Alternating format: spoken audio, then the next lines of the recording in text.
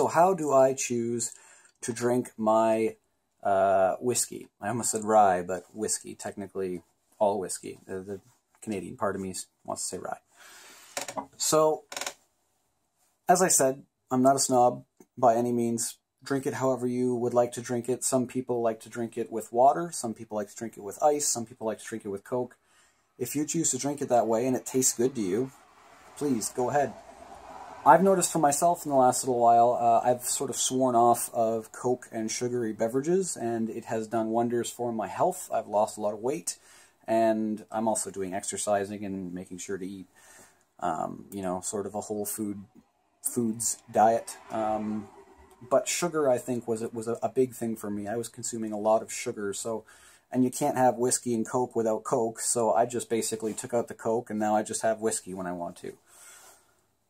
You might think of your typical whiskey, especially North American glass, you're thinking of something like this. Now, this would be known as either a lowball or a tumbler style glass. It's a nice glass, it's beautiful for a mixed drink, but I've noticed ever since I stopped putting the Coke into my whiskey and Coke, it just doesn't cut it anymore for me. I don't prefer these ones anymore. So what I did was, I did a bit of snooping, sleuthing around on the internet, and I found myself a wonderful crystal company out of Scotland called Glencairn. And I got myself a Glencairn crystal glass. Now, when you see, if you watch anything about Scotch or stuff like that, and the Scotch blending masters, they quite often use a cup that's known as a copita. A copita is essentially just a stubby wine cup. The reason that you want a shape like a wine glass or a wine goblet, and that's what this Glencairn Scotch nosing glass very much resembles, is because that shape, sort of that curvy, sensuous sort of shape, takes all of the aromatics in the spirit down here in the bowl, and it really funnels them all up to concentrate it at your nose. Now, I've seen this in a lot of different things in the last little while, but basically scientists are starting to come to the decision that about 70% of your taste actually comes from your nose, comes from smelling.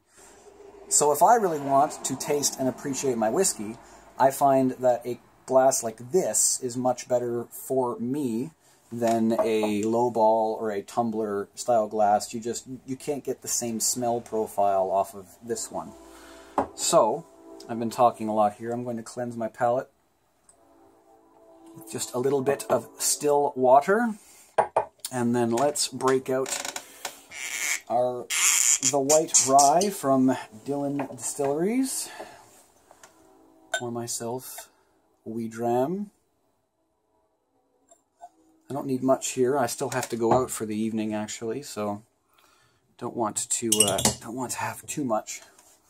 So as you can see, it is, as many of my friends would describe, as gin clear. These glasses are also great because you can really sort of expose it to the air, let it coat the edges of the glass. So I've also made some notes here. This isn't my first time having it. I've made a couple notes for myself. Now, let's see if we can have a smell. Hopefully my sense of smell still works. I'm out here in my sunroom, which is unheated and is currently -4 degrees, which if I wasn't Canadian, I guess that would be cold.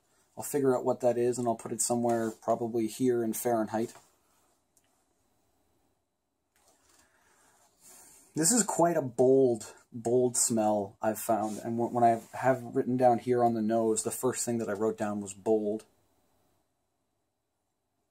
It's hard for me to put my nose on it, to be perfectly honest. I've never had grain spirit before. But the first things that sort of come off of the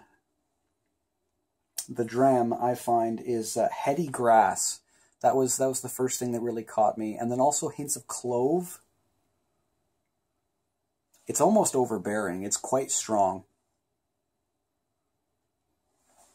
And then a little bit like a note of something almost, once you get past that initial kind of smell, which I had a look around online, a lot of people just refer to it as new spirit.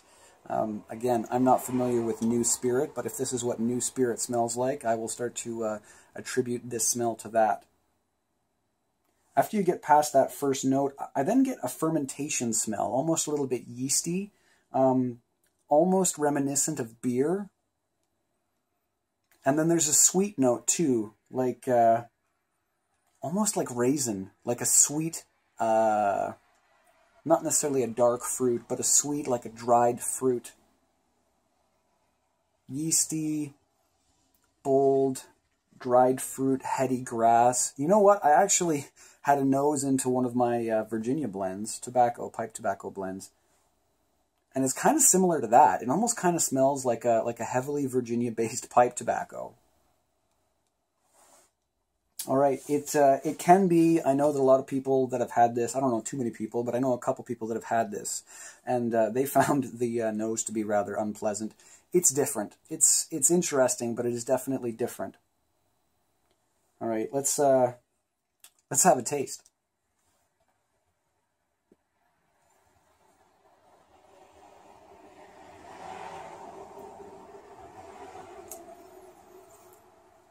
So this is bottled at 40% alcohol, which is not bad. A lot of Canadian whiskeys are bottled at 40% alcohol. And a lot of whiskey snobs will say, well, that's, you know, they say that a whiskey doesn't really have flavor unless it's bottled at 46 or 50 or 60% alcohol.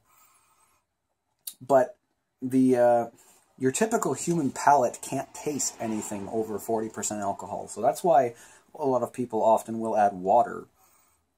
They add water because it dilutes it that little bit to bring it just a wee bit closer to 40% so that you can taste it again.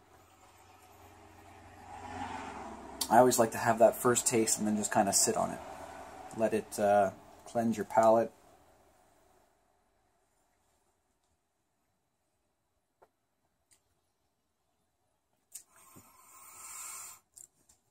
Notice it's not like having a shot. I also don't bother to swish it. Some people swish it around and almost gargle it in their mouth like it's mouthwash. I just kind of take it into my mouth and I let it sit on my tongue. I let it sort of move around to the back of my tongue, to the front of my tongue, take it under my tongue. For this particular spirit, white hot is the first thing that comes to mind. It's fierce. And it's odd, though, because it's not fierce. I've had moonshine before. It's not fierce in a moonshine kind of way. It's only 40 proof.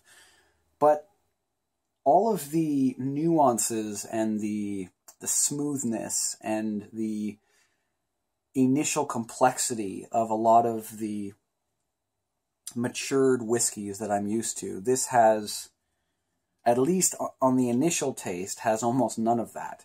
And it's just because, well, it's a young spirit. So the tasting notes that I put down is white hot, fiery, angry even. It's just, I think on their website too, they describe it as angsty. It has character, but it has character almost in the form of a schizophrenic. They haven't married together yet. The different flavor nuances, they haven't had time to come to terms with each other. So it's kind of like punchy. It has a lot of edges where you'll get a certain taste, but it won't marry with the next one. It's just one taste, then another at weird angles. And it takes a lot to get used to. I've had someone describe this to me as terrible. They just didn't like it. My first try of it, I really didn't know what to think. I thought I didn't like it either, but now that I've had it again, it's not terrible. It's definitely different. And you have to remember, it's not whiskey. It's grain spirit. And they're very, very upfront with that on the bottle. They don't call it whiskey. It's called grain spirit. It also even goes so far as to tell you the batch that it's from.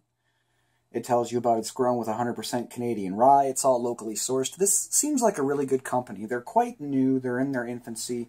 But I really like the transparency of this company and the way that they don't pull any punches. They tell you exactly what it is. It says right here. I'll see if I can try to get this to show up on the camera. If you can see that there. Probably not. Maybe there. So it actually says The finishing is unoaked. It's completely unfinished. It even goes so far as to tell you the mash bill. It's 10% malted rye and 90% unmalted rye.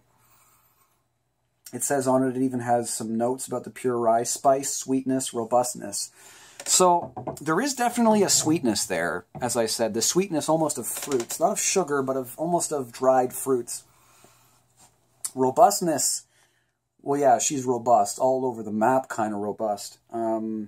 The finish, again, it's spicy, intense, almost like ginger. Almost like notes of horseradish, too. Like, it just punches you in the tongue.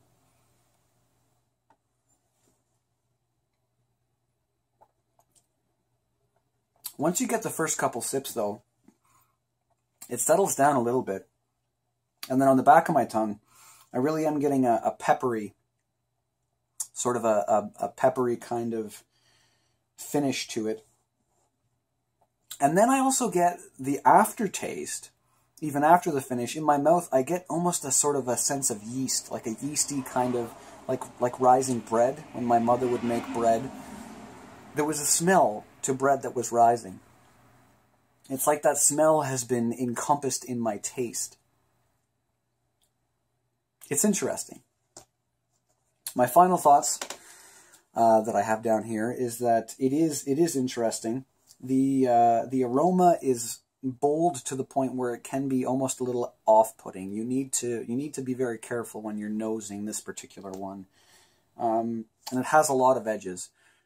But again, the transparency of the company, it is what it is. It doesn't claim to be anything else. This being my not my first drink, this is growing on me. I never thought that I'd be able to finish this bottle, but I think that, well, with company especially, and this would be a great topic starter, or a way to start off an evening if everybody wanted to start drinking. Start off with a little bit of this, and to get the conversation really going. This bottle was actually given to me because a friend of mine, you may have seen in my fishing video, Beard Dog, he couldn't finish this bottle, and he actually only took, I think, 2 shots out of it. So he handed it off to me, and I thought after my initial tasting that I was going to end up handing it off to someone else, but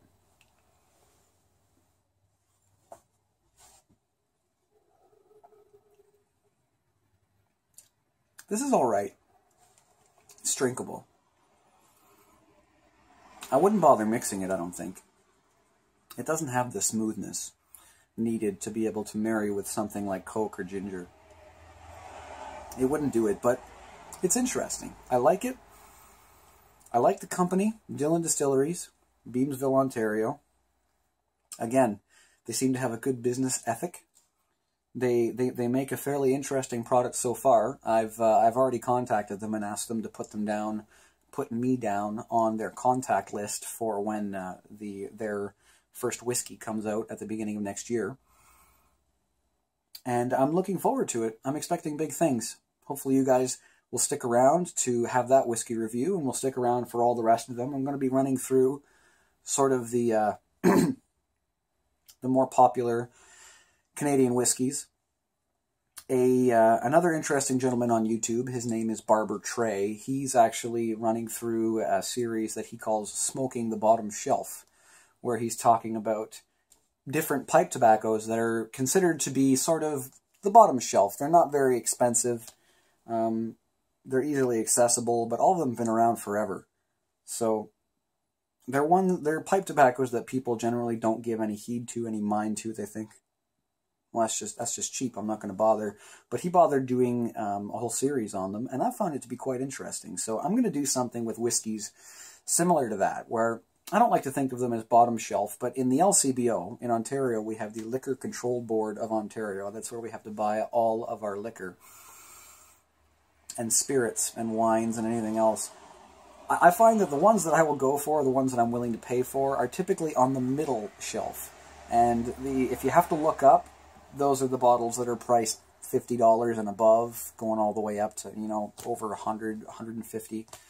I tend to not reach up that high for any of those bottles, so I will do this next series. I'll maybe call it Drinking the Middle Shelf, because that's kind of where all of my whiskeys are going to come from. And I think my first one is going to be Crown Royal's Northern Harvest Rye. It's a difficult one to say. I think it's good. I have a bottle. I've already tried it a couple times. I just need to sit down and make some tasting notes. But yeah, look forward to that. Look forward to a few more pipe reviews that I'm going to have coming out again with the holiday season. I'm going to have a little bit more time to sit out here and actually record some videos. I hope that you liked this, ladies and gentlemen, fellow brothers and sisters of the leaf, or anyone who just likes a tipple of the hard spirits once in a while. I wish you and bid you farewell and good day. Beardly Gentleman, out.